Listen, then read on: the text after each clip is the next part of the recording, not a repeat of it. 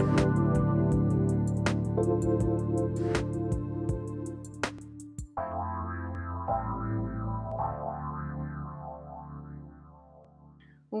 up, everyone? It's your favorite health and fitness coach and the ultimate boss up babe.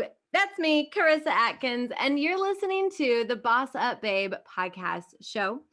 I am all about bringing you those tips and expert coaching advice to really help you boss up and thrive in your everyday life. Now, I have got an amazing expert on the show with me today.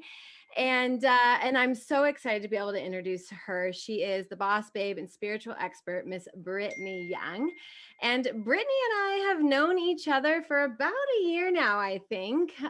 We met like one time, we had a Zoom meeting, and I just fell in love with Brittany's, her spiritual life, just her overall essence of everything of who she is.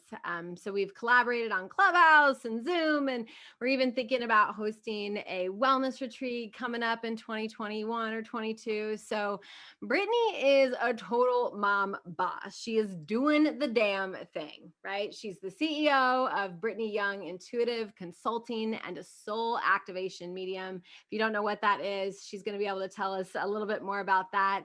But she is helping women of power and wealth and influence move from like that busy, hustling CEO mama to not only a badass CEO mama, right? But also mama now that plays and like really puts pleasure into her life. Brittany has spent 15 years in the pharmaceutical industry working with CEOs and top executives and has closed multi-million-dollar deals in sales. So today, Brittany works with women in the financial sector. She works with doctors, lawyers, and women in the corporate world. Brittany, welcome to the Boss Up Babe show. Woo! Yeah. So pumped to be here. Hi, Karissa. Thanks for having me on. Absolutely. I'm like, if we could have a dance party, we would, I'm sure. So I've got the radio. Yeah. Nice. Well, welcome to the show. It's an honor to be able to like take this from crazy Clubhouse where I don't get to normally see you to a live radio show. I'm so excited. Really quickly before I dive into your story, and I know a little bit about it and it's so powerful and I can't wait to share with our listeners about it, but tell me a little bit about what you do as a coach and who, the type of women that you help and how you really get them to boss up and move away from that constant hustle and more into a life of play and pleasure. So tell me a little bit more about that. Oh man, where do we begin, right? I think for me, I bring a sense of grounding and this wave of energy that's very heart-centered to the clients that I work with. And so when a woman finds me, it's almost as if she's in complete desperation of letting go and surrender, but she doesn't know the how. And we've talked about, when you step into the how, what that looks like. When I find her, she finds me. There's this place of, I need to get to radical self-acceptance now, except there's a whole process behind it. And as women who are what I describe as alpha females, we tend to want it done right away and want it done quickly and now, versus actually going through a process that really transforms the entire mind, body, soul, and spirit. So I walk my clients through what I call the permission process, where we're starting from the foundation, we're rebuilding all of those core beliefs that probably injured you during part of your lifetime up until now. And we go into what I like to call the power of the pause. And so in the power of the pause, that's where surrender starts to begin. That's where we're reordering and kind of going through deregulation, if you will, of not just your core beliefs, but your body, how your body actually feels versus how it wants to feel. And I just did this exercise with my coach earlier around the body holds all of these emotions, right? But little do you know that even when you were 8 years old, you might still be holding on to something that occurred. Maybe you fell down and somebody told you get back up and stop crying. Well, the body's still storing that emotion. So we're going to go back into a lot of these different scenarios, pause there, really diving deep into the feelings, because that is something that we forget often how to feel. And then as we're moving out of the power of the pause, we get into this place of trust. And it's not just about, oh, I trust everybody and everything's great. This is about receiving trust. And you and I know as moms, this is one of the hardest things to actually be in, receiving, because we're doing. But when we were created, we didn't get called human doers, we get called human beings. So we get to be in this trust space together. And I'm hand holding you and I'm walking you through, okay, here's the feeling that's showing up. Why is it showing up? Where is it? Allowing the heart to come in to the process and inviting this feeling to speak. We don't give it the opportunity to do so, and then it stores in the body and we wonder why. We have diabetes, we have dementia, we have colon cancer, breast cancer, all these different diseases because we're dis-ease. We're not of ease within our body. We're not trusting our feelings. Yeah. So that in and of a nutshell is the permission process of radical self-acceptance. So getting them to this place of fully accepting and embodying who you truly are, while playing, while being in your pleasure, and while really diving into these feelings. And I know, I'm sure we're going to get to it. Thank you for explaining that. It's such, you always explain it so beautifully. I'm like, oh goodness. Why do you think like alphas, like you and me, right? I would consider you an alpha. I feel like that's why we click. We're like, yeah, right. We can get caught up in that constant hustle, that on-demand mentality of like, go, push through everything. Why do you think that women like you and I have such a hard time just sitting in, like sitting in calmness with our feelings? Like, why do you think that is? And I know it could go into probably so many different wounds and childhood things, but why is it the hustlers that have such a hard time slowing down and being in that sense of ease? It's not taught. This is something that is almost a condition. You were raised a certain way. I know I was raised to buckle up, and strap in and go. Yeah. And now when I sit back and I look at all the different ways that I was taught, I'm recorrecting. I am forgiving myself. And so as a hustler, as somebody that is of that mindset that yes, you can grind and yes, you can get things done, but there's this completely other side of you that wants to be seen, heard, and supported. And she's often put on the back burner because it's this fear of letting her almost quote unquote win. That competitive nature of letting the heart win. It's like, no, thank you. She's just an organ. It's just there, I don't have to mess with it. I don't have to go there, but letting the heart win and bringing her into these different scenarios or cases within your body actually gives yourself this opportunity to still be in hustle, but approach it at a different angle rather than the masculine way of like, I got to be in action all the time. And if I fall down or somebody says no to me, oh, it's okay. Like I can correct it a different way. When in reality, no, sit with the no. Why did that come up, right? Why? And why are you not trusting that something greater is coming on the back end? I think that's really the biggest disconnect that we tend to find ourselves in, at least I do, when that trust piece of, oh, you're actually being given something greater, but you're not allowing it. Yeah. Right. Yeah. Something's holding that moment of just in pleasure. I know we think of all different things, but yeah, like there's pleasure in just being at peace with where you're at. There's pleasure in all kinds of different things, but like heaven forbid we allow ourselves to have pleasure of like we could actually be successful career focused women and not have to hustle hard. Like what? I don't even know about any of that. So I know just like we've had a conversation about that a couple of weeks ago. I learned really to unblock a limitation that I was just allowing me to stay stuck in this constant hustle. And I learned over, just in a matter of a coaching session, and you know how powerful coaching sessions are. I mean, you and I, we both get to do them every day with our clients. But she was able to unlock something where I now view my hustle as a tool and I use my flow as a tool. So when I sit in my body and I'm like, why am I so tired today? And I'm like, okay, it's okay. You don't have to, pull out the hustle tool. You can actually pull out the flow tool and just be at peace with that, like not thinking I'm missing out on everything. So I love that. Thank you. Question for you, because I find that most coaches that I speak to, most experts, we all have this moment in our life where we had to boss up. Like I am a health and fitness expert and coach, right? Because I've gone through this pain that most of my clients are in. They're overweight, they're obese, they have zero energy, they don't have any confidence. Like I've been in that shoe, I've walked in it, I know how that pain feels.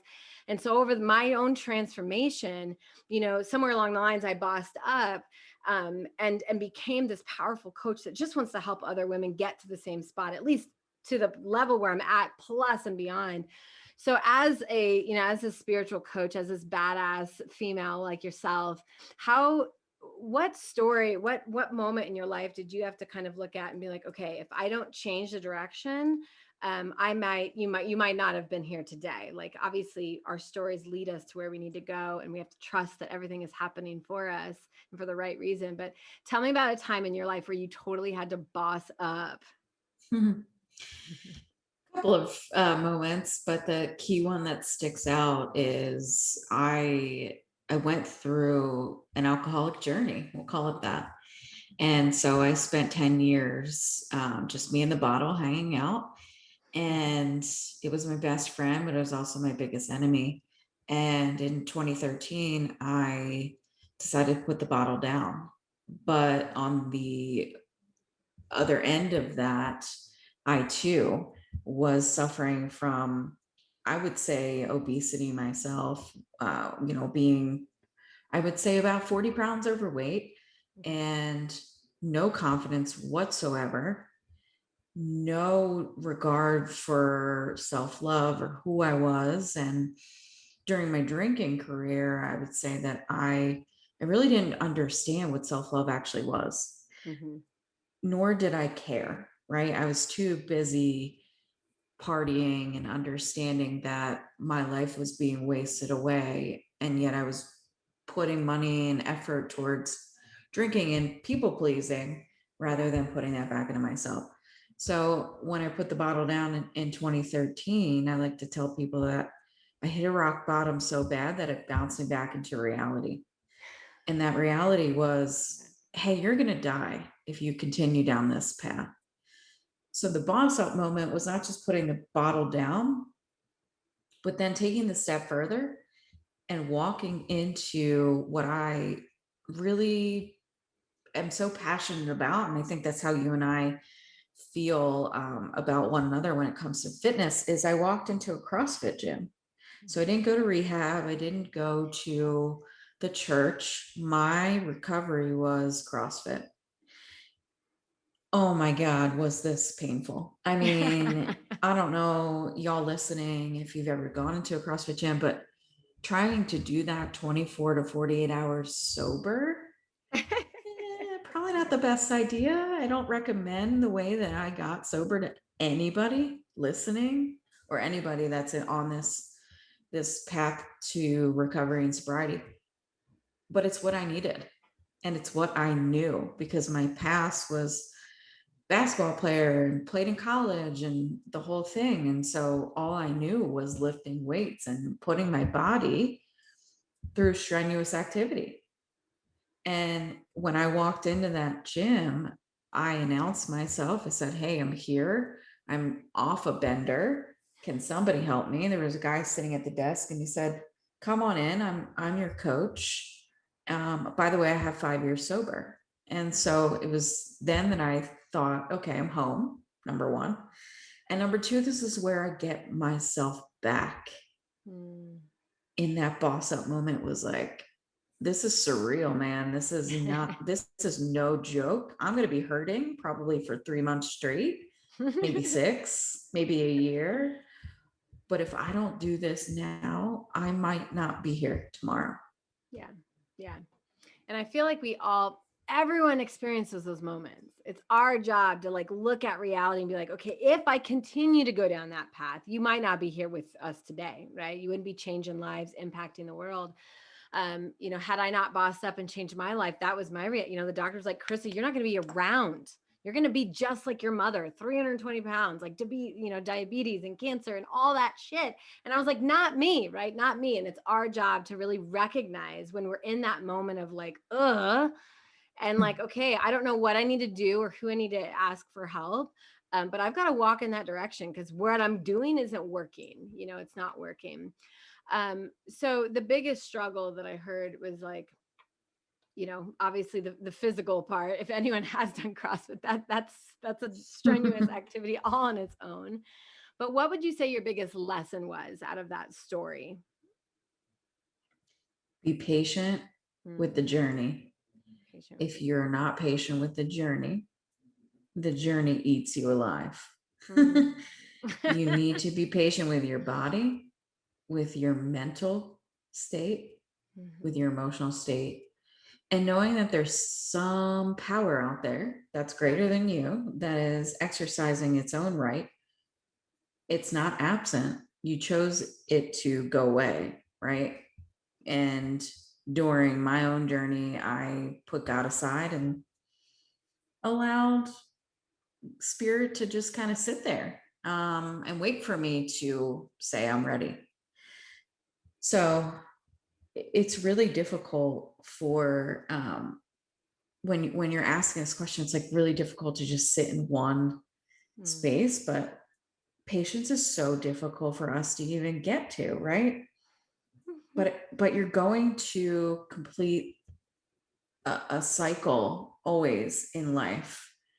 And if you make that choice to up level, and as Karissa says, boss up and be that person that wants to get to the next stage, you need to understand, yes, patience is a virtue, but it will carry you through some of the toughest moments in this lifetime.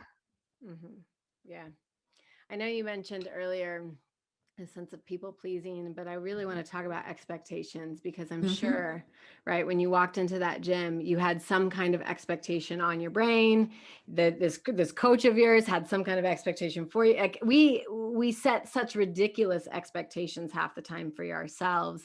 But let's talk expectations here before we kind of take a moment to introduce you and how our audience can find you. So let's talk expectations. What were you thinking? How can someone I don't want to say lower expectations because that has like this bad tendency because as a high achiever, A-type, I'm like, I always expect to be up here. But sometimes the reality is I need to just be in flow and calm the F down. So let's talk expectations real quick. Sure. I'm going to give you an example of a client of mine. I'm not going to use her real name, so we'll call her Bethany. So Bethany came to me back in December and said, this is what I want from a coach. This is what I need. Can you get it done in 2 weeks? And I said, so you basically are coming to me and telling me that you want to correct or fix your life's problems in 2 weeks. And you want to also be one with your feelings in 2 weeks. Got it. Yep. Let's check that box right now. Yeah. Are you fucking kidding me? So here we are now. We're in the 4th month of our 12-month contract working together. She signed up for a full year. This woman came to me with, okay, my business needs to look a certain way.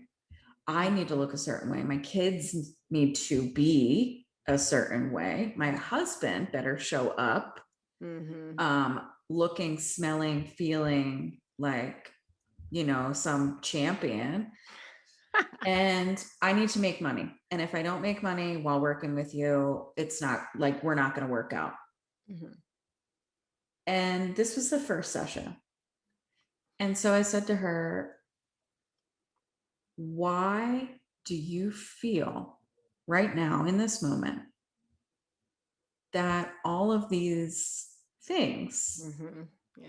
because expectations are just labels, why are you labeling me, yourself, your children, the man that you fell in love with? Why? And she goes, because nothing is ever good enough. So we're trying to reach this ceiling when it comes to expectations, and it's a glass ceiling. And we're trying to continue to walk up the hill to push the glass out of the way to get to the top of the summit. But in reality, and it's not about lowering the expectations, it's about sitting with them and asking them, why are you here? Why do I want to lose 50 pounds? Like, why am I expecting my body to say yes to that?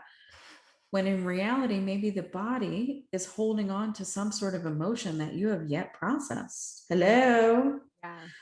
Or, okay, you have a disease. Let's say you have an autoimmune disease. I have one. I think you do too.